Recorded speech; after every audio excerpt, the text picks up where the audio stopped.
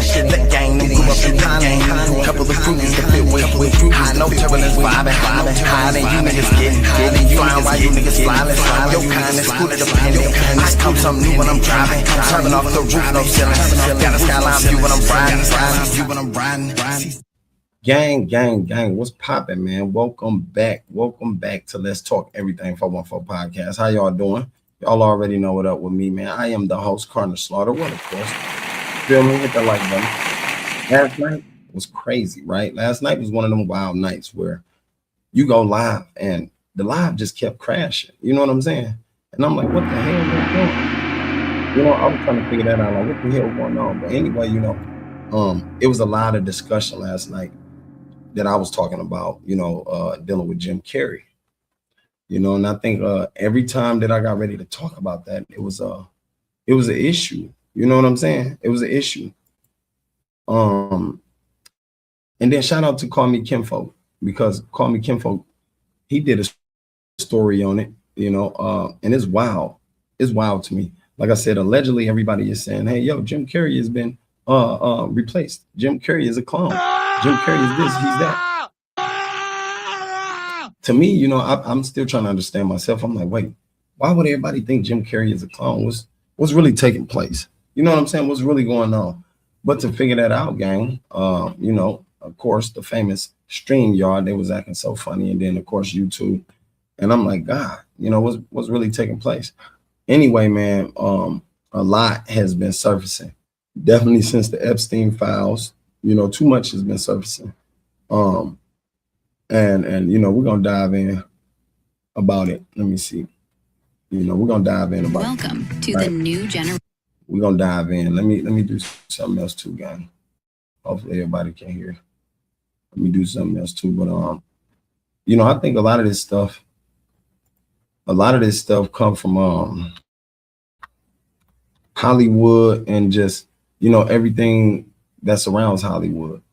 And I believe that a lot of people, you know, they know what's going on. I believe a lot of people out there know what's taking place. You feel me? Let me switch this sound right here. Right. People know what's taking place out there, gang. And I think it's just time to, you know, come out with the schmuck.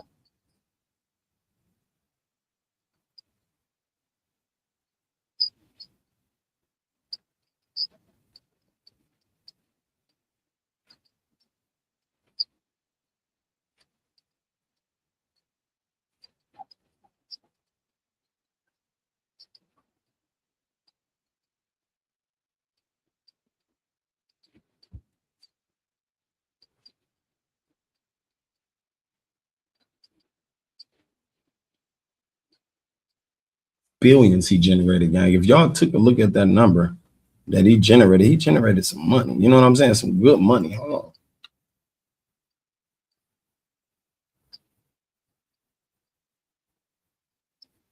That number right there alone, that's a lot of money, man. That's a lot of money. Jim Carrey do need his flowers right now, because at the end of the day, when you get to looking at this type of money that these people generate for these people, and like I said in my last night live, ain't no way in hell they don't own you. You can't tell me they don't own you. When you generating this type of money, you got this type of pool, you know, coming into a company like that, and they put a machine behind you to make you bigger, gang. Ain't no way in hell they not finna own you. Ain't no way in hell you're not finna do what they told you to do. You understand what I'm saying? And I think that's what goes on in Hollywood, if you ask me. If you ask me, I think a lot of these people, you feel me, they be scared. They be trying to get out. They be trying to reach out for help, you know? And I think when we see things like this, I think this is when we need to step in and help these people. You feel me? Because at the end of the day, they're human too, gang.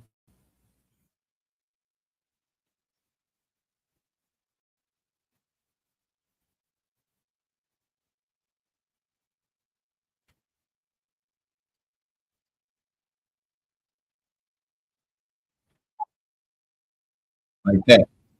Last night, I pointed that out. I said, look, that's the tongue. He said, that's the tongue of the Illuminati. You understand what I'm saying? That's the tongue of the Illuminati. A lot of people, when they heard that, they didn't understand it. And then I'm like, wait, how couldn't you understand something? He just he pointed that out. Y'all ain't catching that? That man pointing out a very important fact that nobody took away. You understand what I'm saying? Nobody catching on to it. So to me, it's hard to. I'm like, man, wait. I'm like, wait, because like I said before, I played it live yesterday. If you didn't see it, go check it out, and it was with Coolio on there. And Coolio said the same thing. Coolio started mentioning that people came to him trying to advance to him on some gay stuff, some extra freaky shit, and I think it sort of steered him away. And at the end of the day, he furthermore said that people, sent threats to him. That's what he said. He said people sent threats, and he really never said nothing about it. He said he was scared for his life, though. He was in fear. You know what I'm saying? And I got that in my live. Y'all got to go back and watch it. But at the end of the day, let's carry on with this.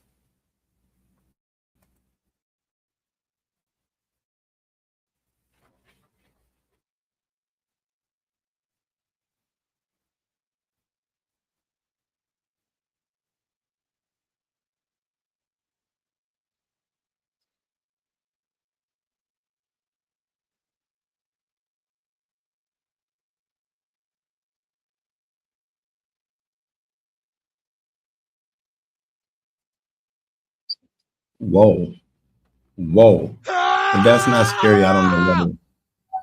He said, this not our world. We don't matter. Anytime you hear a rich person talking like that, something got to be going on. The last time we heard somebody speaking out about these people, they were silenced. They were shut it up. I'm talking about like their fucking tongue was ripped out their mouth. And at the end of the day, you wonder, you got nothing to do but wonder, like, is this real? Is these people, is this shit really happening out here? Yes, it's happening, man. I don't think these people make up these stories for nothing. You understand what I'm saying? Carry on with this, gang. I gotta wake the shorty up. Carry on. Right.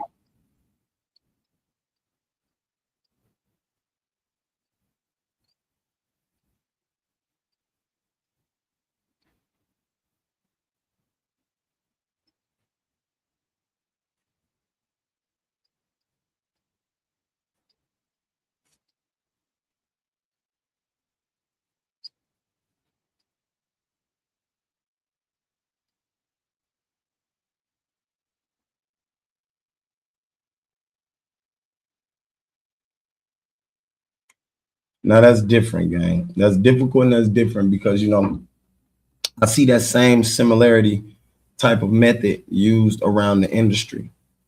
It seemed like they want the people that's poor to want they want the people that's going through something. I feel like they reach out for people who really look or seems as if they really need so much help, like their family really can't pull it all together.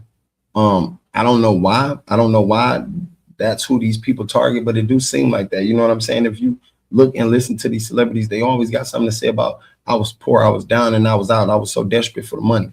I was desperate, I was hungry for the money. These people see that, they know that. They definitely know that. And you think they're not gonna reach out to you? You think they're not gonna, you know what I'm saying, extend that olive branch to you? Like, hey, yo, look, you want to make some bread, right? You broke, your family need this, right? All right. All right, we'll hook you up. We'll take care of you, right?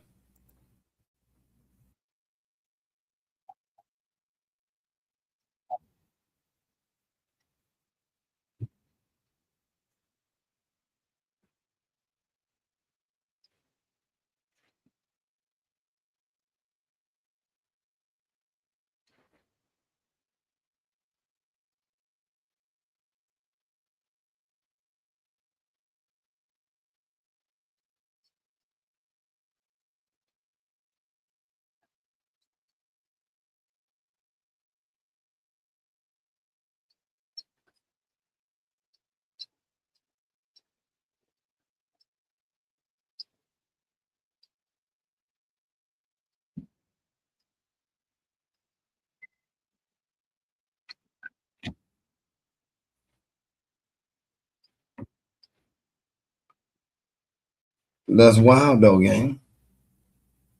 That's real wild.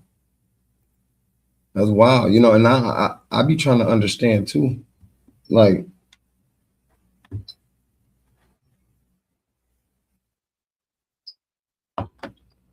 hold on, let me do this. Let me do something. Let me do something, gang. But I be trying to figure out, like, you know, what's the real reason behind them wiping people out like this? You know, what's the real reason? What is the real purpose behind them wiping people out? You understand what I'm saying? Like, somebody help me get that. I wish I could. I wish I could understand that. Could you imagine the Fonz hosting a cooking show? Hey, right. You take your pot and you put it on the stove like this. First you fill it with water like this. Now, I think for them first couple minutes, I don't even think that sound was playing, gang. I had to make sure that sound was going down over here. You understand what I'm saying? I had to make sure it was playing. At the end of the day, let me go back. I'm gonna have to tap back, right? Let me go back, because if that sound wasn't playing, I know what that means. That's another hateration. Like I always say, there's always some hating shit going on when you're trying to right? But check this out. Now in the middle of all of that, gang, like I said last night, the same thing took place. Now, intervention or just pure talent, he finally made it. He made classic films in multiple genres, generating billions of dollars and inspiring people. Like I said before, that's a lot of money. I told y'all that's a lot of money. I said that in the beginning of the live. If somebody making that type of much money and they work for you, you think you finna let them go? Hell no. You ain't getting rid of them. I don't care what you're talking about. You ain't getting rid of people them. all over the world, and yet he felt empty, alone, lacking purpose and identity. And once the Hollywood facade veered its ugly head, Carey did not run away. Instead, he used his platform to expose the soulless, evil industry that's praised by innocent people who don't understand they are being fooled. Jim, you got really dressed up for the occasion. You look good. I didn't get dressed up. Who did? There is no me. There's no you. No. We're not here. This is a dream. It's just things happening. And there are clusters of tetrahedrons moving around together. Okay. Yeah. So what's happening in our world right now? It's not our world. None of this is real? Nope. So you're just passing We don't through. matter. We don't matter. The first time Jim Carrey experienced failure was when he was 15 at the comedy club Yuck Yucks. I stood up there and I did this horrible, corny act. Halfway through it, they started playing the soundtrack of Jesus Christ Superstar, saying, "Crucify him, crucify him." That's wild, gang. If that ain't wild, I don't know what is. You understand what I'm saying? If that ain't wild, I don't know what is. The things he's saying and how he described them, you feel me? Can't nobody tell me that man lying. I said this in my live yesterday. Can't nobody tell me that man lying. What he's saying, only these people will be able to know, because these are the people who put their life on the line, was willing to sacrifice for that type of money. That's something I would have never did. I would have never gave that. I couldn't. You know what I'm saying? I just couldn't. Crucify him. Mark got on the microphone backstage and went, "Totally boring, totally boring. I was 15. I got no leeway for that at all." His first time on stage was so traumatic, it's surprising Carey didn't quit comedy altogether. The only reason he took a 2-year break was because his family was so poor they could not afford to invest in his dream. The family of 4 lived in a Volkswagen van near Burlington, Canada. Jim and his brother John also spent months living in a tent in the Charles Daly Park on Lake Ontario. But Jim soon overcame his fears and returned back to the stage in 19... Yeah, I think that type of shit would have had me, you know, want to quit too. You know, they boring you, they telling you this, they play it. No, crucify him, what type of shit is that? That's some scary shit. If that ain't scary, I don't know what is. I think though, a lot of times these people, when they tell these stories though, gang, like I always say, people don't believe them, and I don't know why, but even when they get to the stories about people eating babies and, you know, Epstein file type of shit, that shit make you wonder, like, man, how far-fetched do these people got to go for stories like this? You know what I'm saying? Like, where do they got to come from? What left field are they coming from to create a story like this to make a person believe in it? And I think also, you know, the government, they allow these people to put these stories out there and to see who believe it, why they believe it. You know what I'm saying? 1979. The 17-year-old quickly transitioned from open mics to regular paid shows. In addition to growing in popularity, Carey attempted to break into the industry by auditioning to be a cast member for the 1980-1981 season of NBC's Saturday Night Live. Unfortunately, SNL's executive producer selected Charles Rocket over Carey. Facing failure once again, Carey continued performing stand-up across Toronto and the surrounding towns. The reason why some people rejected Jim's comedy early on was because, well, there wasn't really much comedy in it. He was merely an impressionist. He could mimic and resemble famous people or characters. His act didn't have transition jokes or stories, just impression after impression. Could you imagine the Fonz hosting a cooking show? Hey, right. You take your pot and you put it on the stove like this. First you fill it with water like this. All right, you follow me? Y'all can't say that shit ain't funny, gang. That nigga funny as hell. He is one of the, he's one of the funniest impersonators. You know what I'm saying? That nigga can impersonate the shit out of somebody, and I think they knew that, you know, he was so talented. And a talent like that is hard to replace. You know, he said that out of his own mouth. A talent like that is hard to replace. Why would they want to do that, though? Why would people replace it? You know, is it because Jim is too honest? Is it because, you know, he got too much morale? You know what I'm saying? I mean, I just want to know, because Robin Williams, the same thing happened with him. You know, he was too honest. He was too, you know, truthful about humans, about life, about living and being happy, that, you know, I guess it bothered Me so far. Luckily for Jim, there was someone very powerful out there who did believe in him. Writer for the Toronto Star, Bruce Blackadar, raved about Carey, calling him a genuine star coming to life. Carey receiving significant mainstream media coverage for the first time ignited the much-needed momentum in his career. The review increased demand for his impressionist stand-up act throughout the country. In April of 1981, he appeared in an episode of the television stand-up show An Evening at the Improv. That summer, you see, and he right landed. there, they put that machine behind Jim Carrey. That's all he needed. They put that machine behind him, and that machine made him much bigger. You know, even though everybody doubted him, even though everybody was turning him down, that machine, once he got put in front of the crowd, gang, that made him blow up. I'm talking about phenomenally. Like, you really couldn't stop his rise to the top. And a lot of artists is like this, and I think they do this on purpose, because now look, a motherfucker push you, or this, you pushing yourself, and they like, wait, he ain't got the ability to pull in the crowd, right? So let's put this machine behind him. Let's see. And once they found out what Jim can do, you know what I'm saying? It scared them to release him. I think it scared them. Definitely, if he got to talking like, look, I want my own shit. I want to do this now. I had enough. I'm done. I won. You feel me? I think that's what took place, gang. I do believe that's what happened. His first acting role in Introducing Janet, a made-for-TV movie that premiered in September 1981 on the CBC and drew more than 1 million viewers for its first airing in Canada. As he continued to perform in comedy clubs nationwide, comedian Rodney Dangerfield took notice and signed him to open his tour. By December of 1981, Carey was a well-known comic in Canada. I mean, I don't think everyone has that mobility, that flexibility. I mean, have you ever thought about that? No. Well, I guess it's because I'm tremendously vain, and I stand in the mirror a lot. What about Sylvester Stallone? Yeah, I do. I'm talking about that man Cole, man. That's A1 acting. That's A1 acting, and you can't beat that. You can't beat that with a 10-foot pole, gang. Hey, you're gonna go out with me, Mickey. I mean, if you don't, I'm gonna break your legs. You know what I mean? I'll go. Okay, all right. But every time Jim took one step forward in his career, his momentum would come to a screeching halt. And I don't mean to bring the momentum of this video to a screeching halt, but I do have to tell you about today's sponsor. Have you heard that the flavored air category is quickly becoming the leading alternative to vaping and smoking? And use code PAT.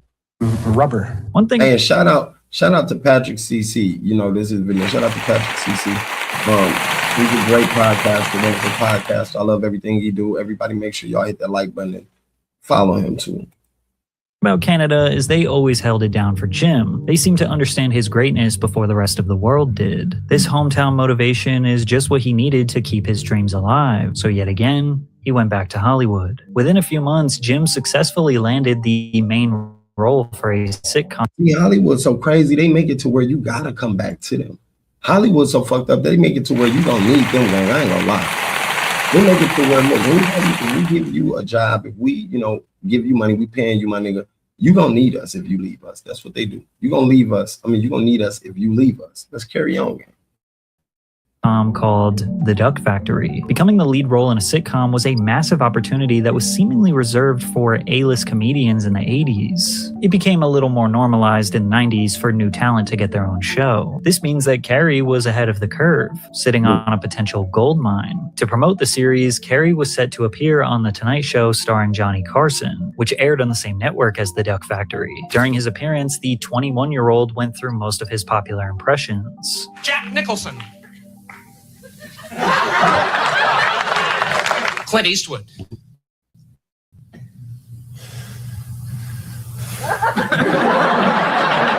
E.T. the Extraterrestrial.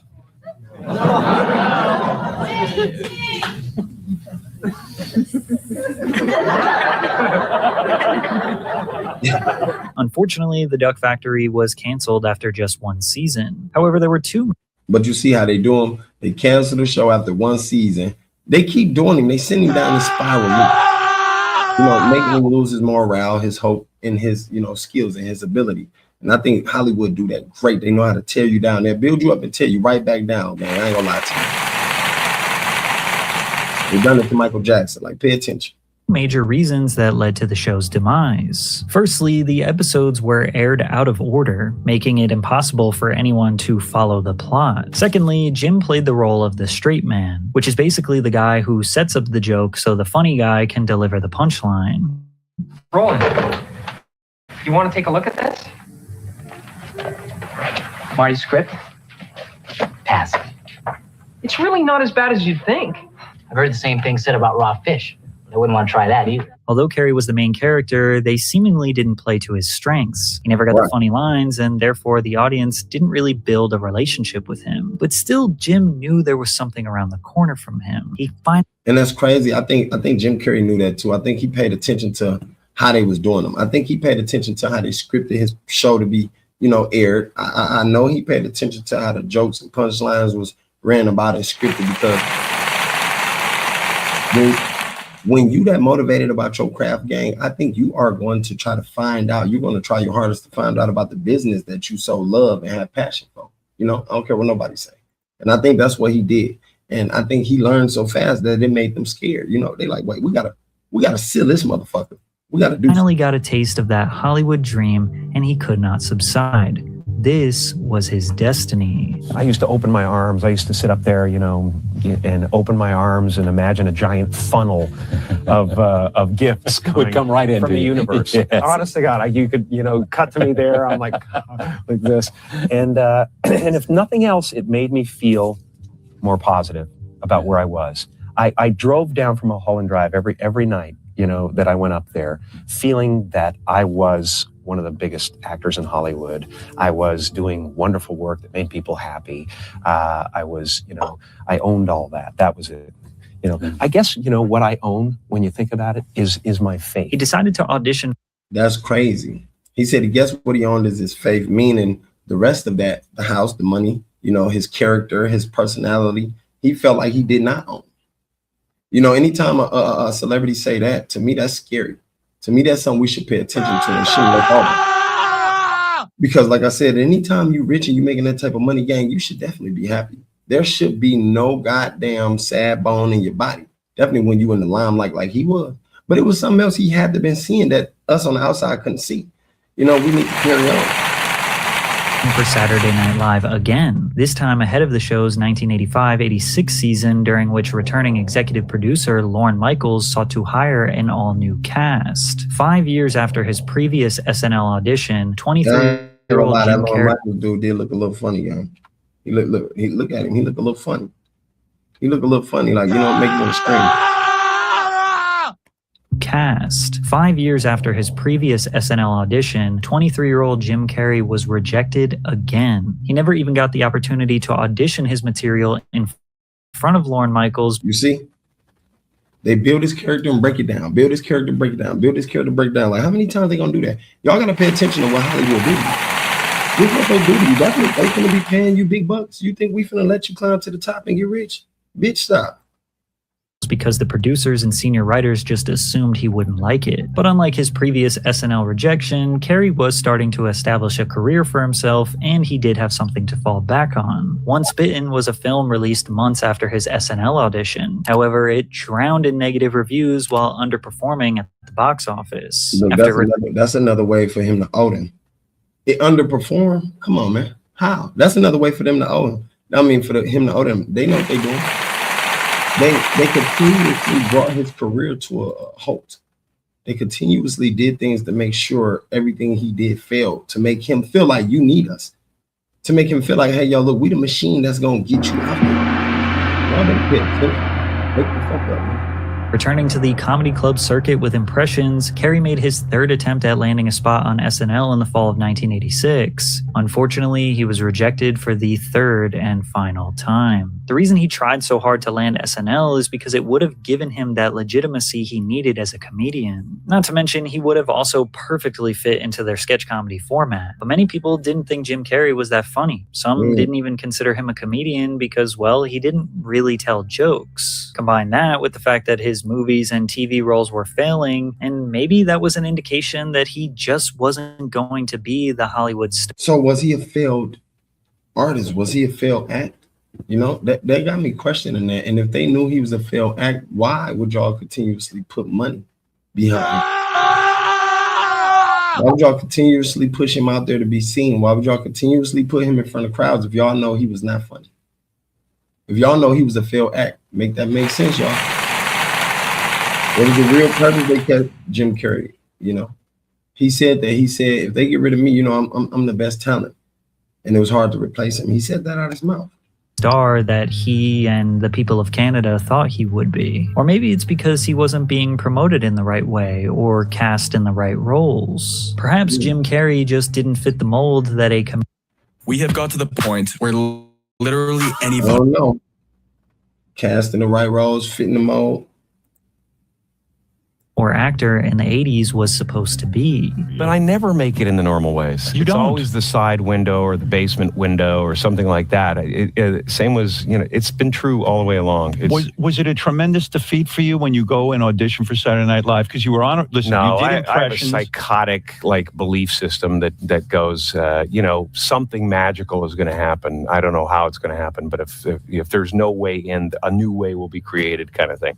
Most people would have given up, but Jim had invested so much into this life. He knew if he just stayed the course, something good would come. And surely, by divine intervention, luck, or just genuinely working on his craft, Jim Carrey made one connection that changed his career. Jim secured a role in the 1988 comedy film Earth Girls Are Easy. Now, a lot of these movies and scenes that he done, you know, I never seen. You know what I'm saying? I really never witnessed myself. And personally, I'm not gonna lie, I'm sure they was hella funny. I'm sure they was hella funny. I don't think that, you know, they was not funny like they saying. And even if you have the money thing with them, because at the end of the day, they probably wasn't funny to how they wanted Jim to be funny so they can sell. How they want to sell Jim. And you know, like the interview he said when he was like, I had enough, y'all. I'm done. I done enough. I had enough, you know, and I am enough. That right there was a screaming sign. Like, whoa. Any rich person or anybody that was in these poor positions, y'all know how it be like when your family poor. If you in a poor position and your life got changed, gang, you think you gonna be saying, look, I had enough. I don't want no more of that. I'm straight. I done made enough. I'm good. I'm Gucci. I don't know. You know, I don't know.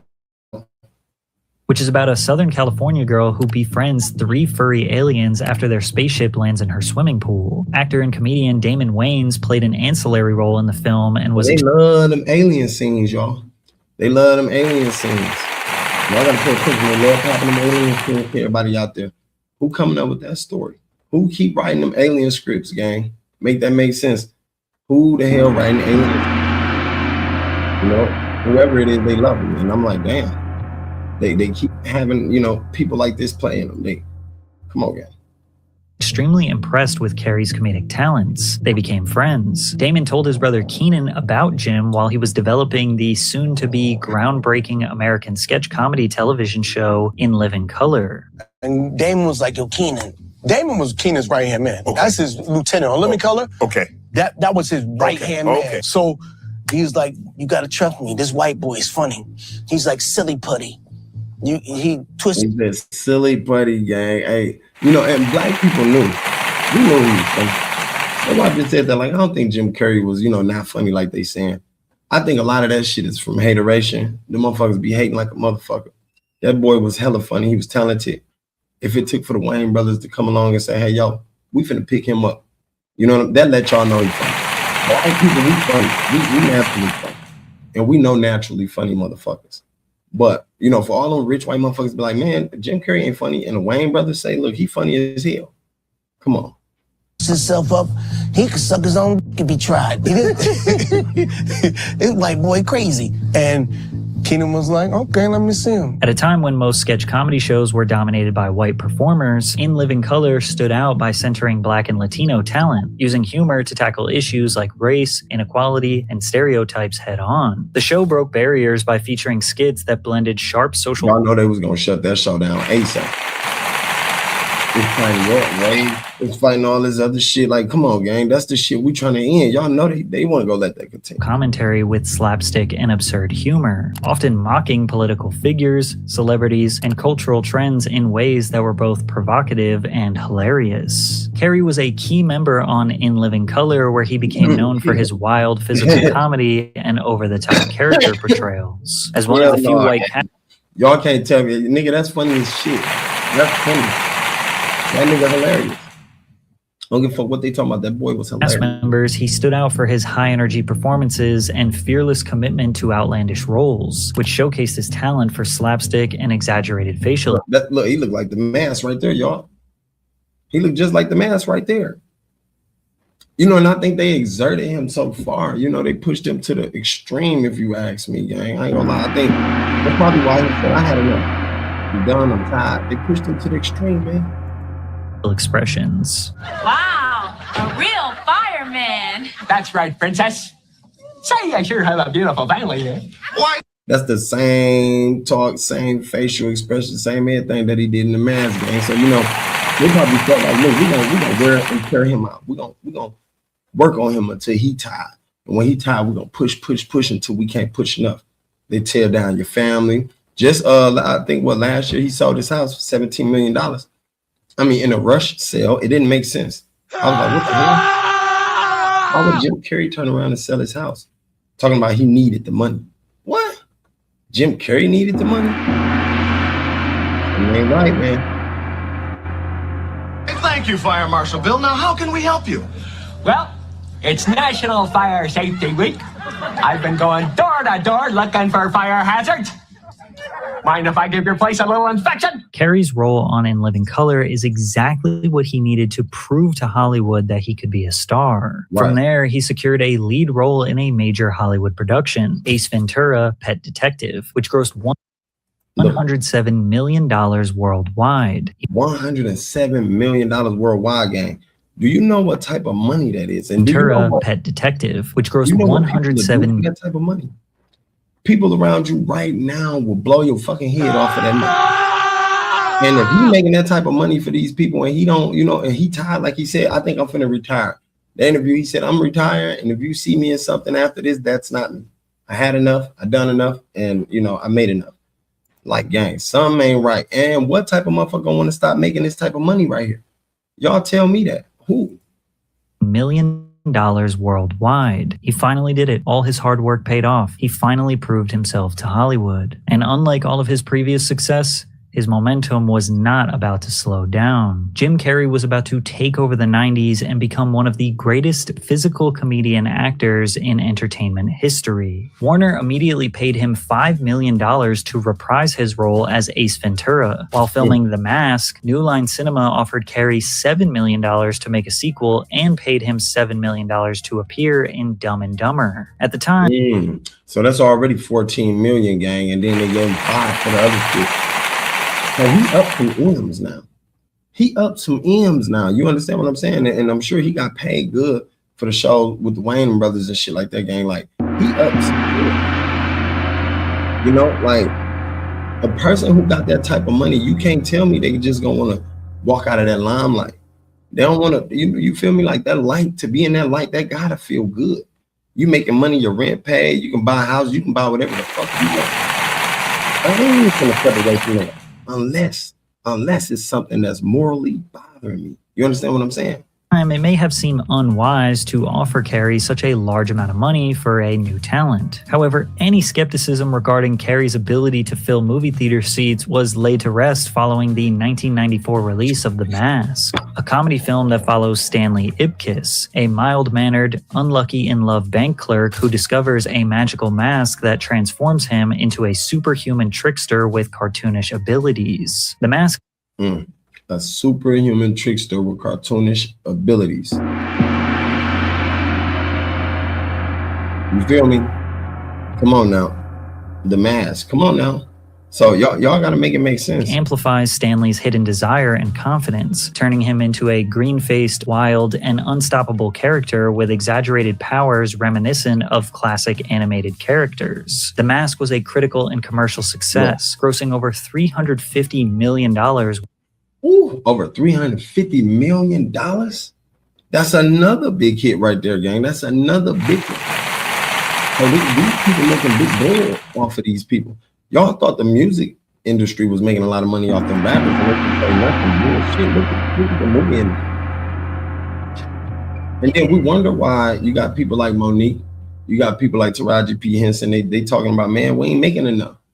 But they made them girls clean that up. They're like, hey, take your ass back in there and say this and say that. Stop talking that bullshit before we fuck you up. You know, your grandma got to go to that one appointment. We would hate for something to happen to her. You understand what I'm saying? Like they told Coolio. You feel me? I showed that interview yesterday in my live, Coolio interview, right before he said, look, I don't want to speak on it, but people been threatening me and my family, and I don't want to die. 2 weeks later, he died, gang. Come on now. Worldwide. 5 months after The Mask, New Line Cinema released Dumb and Dumber, the buddy comedy film Carey starred in alongside Jeff Daniels. Nicolas Cage was set to be Carey's co-star, but his team could not negotiate a $2 million increase fee. The company was reluctant to hire Daniels due to his limited comedic experience, but the writers and Carey vocalized their support for him. New Line Cinema offered a low salary of just $50,000, hoping that Daniels would turn it down, but he accepted. Meanwhile, his co-star Jim Carrey was paid $7 million. I can't feel. So why would they offer him that much money? You see what I'm saying? That's strange, gang. That is awfully strange. You feel me? And look at him. I wonder where he at. Why would they offer him $50,000, but y'all paying Jim Carrey $7 million? And we all see what the movie made. We see how much money that movie made, gang. Why would they get this man $50,000? My fingers anymore. They're numb. Ooh. Maybe you should wear these extra gloves. My hands are starting to get sweaty. The film was another commercial home run for Jim, grossing over $247 million worldwide. Oh my God, they gave Jim $7 million and then he grossed over 200. What? Come on, man. If they not winning and getting back on people, it's something wrong. Something wrong. If y'all ain't peeping, there's something wrong. They gross that much money and they already, look, we're gonna pay you up front, nigga. Take this $7 million. But I tell you what, and then fucking God, then they don't even tell you how much you finna make from how much they finna make from this shit. You feel me? They just get you good or get you out the way. Here you go, you like that? All right, cool. Say no more. You feel me? They know that. Like, come on. This against a budget of just $17 million. The stupid humor and quotable lines, driven by the outrageous antics of its lead characters, produced a classic. The following year, Carey appeared as the Riddler in the 1995 superhero film Batman Forever. True to Jim's signature and let me see if that was the one with the Coolio comedic style, his version of the Riddler was manic, flamboyant, and full of over-the-top antics, which contrasted with the darker, more subdued villains typically seen in the Batman. I think maybe that was. I believe that possibly could have been that Coolio song. You understand what I'm saying? The one where Coolio song was in, and I should look. I gotta check that Batman out. universe. He brought a vibrant, almost cartoonish quality to the character. While some critics felt his performance leaned too much into comedy, others appreciated the unpredictable and zany energy he brought to the role. Carey's contribution helped the film gross over $336 million worldwide, becoming $6 million the sixth highest worldwide. What the fuck? Are y'all listening to this shit, man? Bro, the Batman movie alone, all the movies basically brought over 300 something, you know, damn near. All the movies brought that much money down. So it's like this, if you guys, it's sort of like what Tupac was going through. If y'all bringing in this much money in the death row, Biggie Smalls, you making this much money. You got, you know, Puff Daddy. He know how to market you. He know how to get you out here. These motherfuckers get to talking about leaving. What the first thing the company gonna say? No, the fuck you ain't, nigga, till we done with you, nigga. You are a main money maker. You think you finna get up out of here now? Nigga, you make us the most money. Fuck wrong with you. You ain't going nowhere.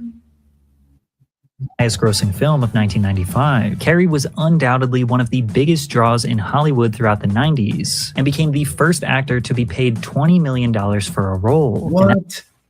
The cable guy turns 25. What? How Jim Carrey's $20 million salary shook up Hollywood, gang. Come on. Man, look, that was a fucking staged plea they was doing. They staged that. They staged that for that man to get, you know, all that spotlight, all that, you know, notion, all that noise behind his name. That's kind of crazy. They drove that man to insanity. You understand what I'm saying? Then they pull it back from him. Then they give it to him. Pull it back from him. Had him going crazy. Come on, gang.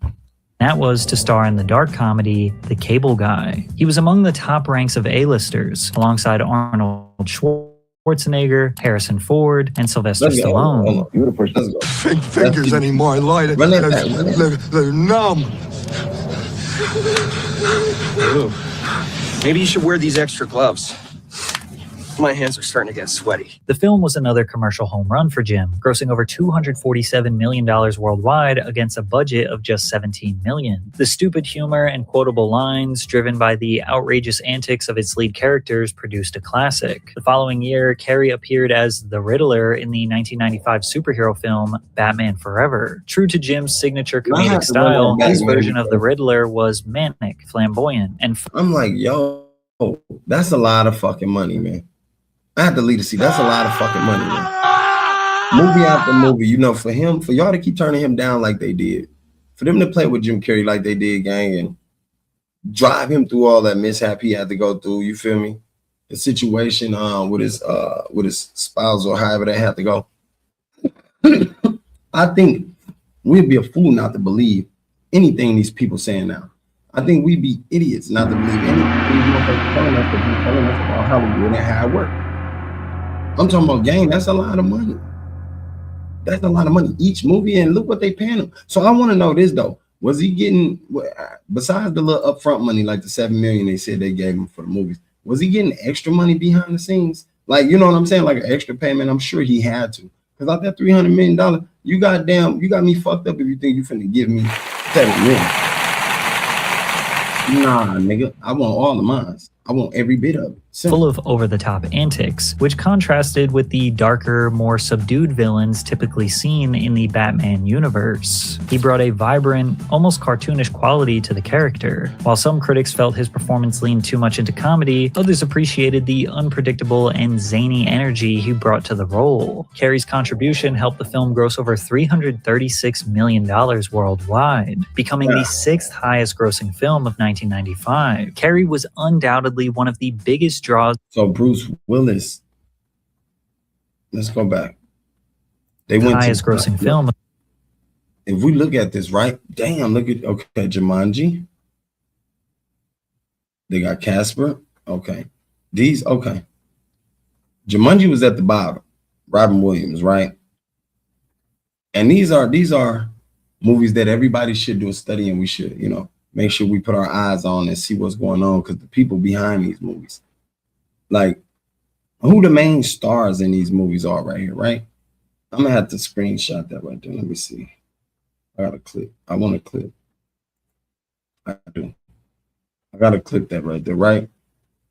Because I need to know the main people in this scene here. Right. Yeah, I need to know the main people. My bad. I have to clip that, y'all. Because this is just wow.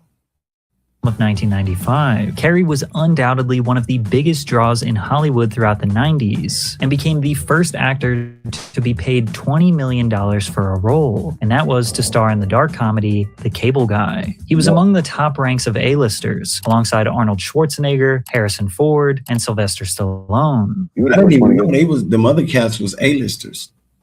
You know what I'm saying? I didn't know that. Shout out to them. I did not know they was considered A-lister movie actors. And you know what's crazy? Sylvester Stallone ain't even a good actor.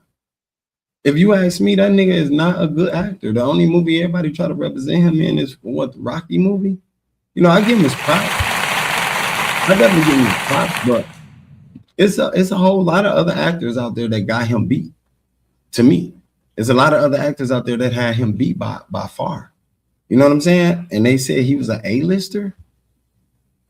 Wow, like that's hard to believe, gang. I don't get it. You know, $100 million movie, right? That's what they say. Jim Carrey was, you know, funnier to me. If we naming them and ranking them off of how funny they were, or it depends on, like, you know, how we ranking them, the skills, how they made people feel. Because I want to know that too. Like I said they pay these actors millions of dollars to do what? Touch people's hearts and feelings. You know, like, who write the scripts? Because the people who write the scripts gotta know what they put in the script. You know, they gotta know that, you know, some of the shit they put in these scripts are, you know, highly risky and could get the person killed. Or I'm wondering, do the person write the script? You know, the ones who doing the movie. I'll let her know. Waiting on the punchline. I mean, you had to feel good. You know, the weirdest thing is that I have never worried about money. Never. Ever. And so it's never been your driving force? I went there and I lived that way and realized that, you know, we lived on the road in a van for a while after we were in the worst jobs of our lives, and we were making money, and we decided to quit because we were turning into monsters. We lived in a van and we're happier than we had ever been. You know, and I guess that taught me that you know, to trust the universe. Carey's did you hear what he said, y'all? Let me go back. He said something about quitting because they was turning into monsters. He said they'll rather live in a van than to continue to work because they was turning into monsters. That's why he said he really never cared about money. Let me go back so y'all can understand that. And it's a white man saying this now, y'all. Now, a lot of times, you know, like I said, sometimes they be the one who want to capitalize on everything. They be the ones who want to put a price on everything, correct? Like, but for him to just say that and allow for him real self to be spilled, you know what I'm saying, right here on the net, that was like, that was touching, because a motherfucker would have made you think that's what he was doing it for. I don't think they could have really made us think he was going crazy, he was psycho. It was hard to do that with certain people and artists in the industry, gang. I ain't gonna lie to you. We were turning into monsters. We lived in a van. It never been your driving force? I went there and I lived that way and realized that, you know, we lived on the road in a van for a while after we were in the worst jobs of our lives, and we were making money, and we decided to quit because we were turning into monsters. We lived in a van and we're happier than we had ever been. You know, and I guess that taught me that you know, to trust the universe. Carey's historic payday became a frequent talking point whenever the actor was mentioned. In June of 1995, Variety wrote the headline, "H. Wood finds $20 million tab for Carey playing scary." And Entertainment Weekly wrote, "You'd be smiling too if you just got paid $20 million. Although he was just 2 years into his Hollywood boom, he was a little confused. Why did they care so much about the money? Why couldn't they just talk about the art or his roles?" Exactly. Good question. Why do we care so much about when he makes it? This is what they hired him to do. This is what they, you know what I'm saying? This is what they pay him for. So why in the fuck would Hollywood care? Unless they want some of that money, unless they, hey, yo, you want to join this group, right? You want to come over here and fuck with us? You know, if you don't, we'll make your life live in hell. You know that, right? You know that, right, Carey? performance or his acting. His movie, The Cable Guy, was considered a box office flop. Jim was not playing the role of a lovable goof, but rather an unsavory, insidious psychopath. Critics seemingly were harsher on this movie because of all the hype surrounding his 20. Now look, this is the movie they paid him that $25 million for, y'all. This is the movie they paid him $25 million for. He got paid $20 or $25 million for that one role, and this the movie that flopped. 91 minutes. It was 91 minutes. Let me see something. Now, $20 million payday. It's a whole bunch of numbers up there too. Now, shout out Call Me Kinfolk. Call Me Kinfolk, he do gematria. He'll take them numbers right there and he'll crunch them in, and he'll show you actually what they mean. He actually show you what they mean, gang. You understand what I'm saying? And this don't make sense. How in the hell y'all pay that man $25 million, $20 million for that one role? And he didn't do, the movie didn't do squat. You feel me? Look at it, 2 stars. Make that make sense, man. Sound like they staging that shit, because honestly, if you pay attention to the numbers, to the people who clocking in the numbers, the views, the box office views and all that shit, gang, it don't add up. It don't equally add up. You know, it stopped making sense after a while. But it still don't get us to the point of why people keep saying he been cloned, he been cloned. They used this film to basically denounce his worth in Hollywood, but he felt it was important for him. Did they say film black? To basically? They said black comedy is not what you pay someone $20 million to do. What? Who said that? They said black comedy. So basically they called what Jim Carrey was doing black comedy. I want to know, was it because, you know, of the people who initially gave him that rampant boost? You feel me? Was it because he came out with the Wayne brothers?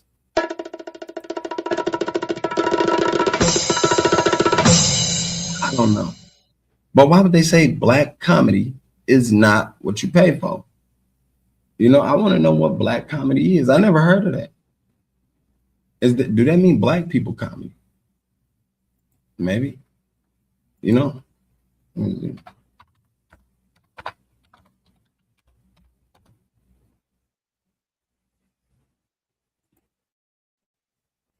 Black comedy. A film, a play, or other work that deals with tragic or distressing subject matter in a humorous way. A cynical black comedy with political overtones. A type of comedy in which tragic or distressing subject matters is dealt with in a humorous way. The plot steers into black comedy. And that still ain't even a good enough definition for me, because honestly, I don't think what he was doing was black comedy. You know what I'm saying? I don't. If y'all call his impersonations and impressions black comedy, I don't think that was it either. You know what I'm saying? I really don't. I don't believe that was it. I think they was hating on that man. You know what I'm saying? And then you can see it. You can slowly but surely see it. You can see all the signs that they was hating on him. You can see all the signs that they knew he was skillful, that they knew he had talent. And they didn't want to let that live, gang. Simple as that. They didn't want to let that live in Jim.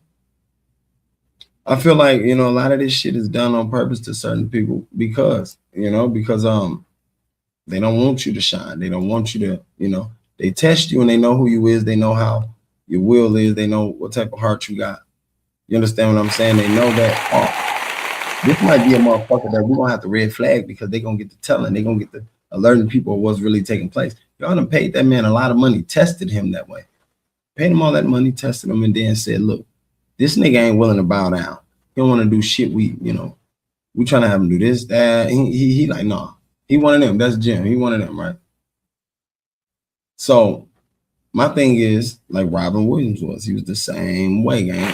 My thing is about people like that, why would y'all reel them in that far to find out, oh, they not cut, you know, to the T, how y'all want them, and then y'all dissect them.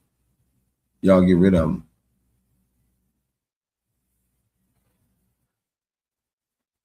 Make it make sense.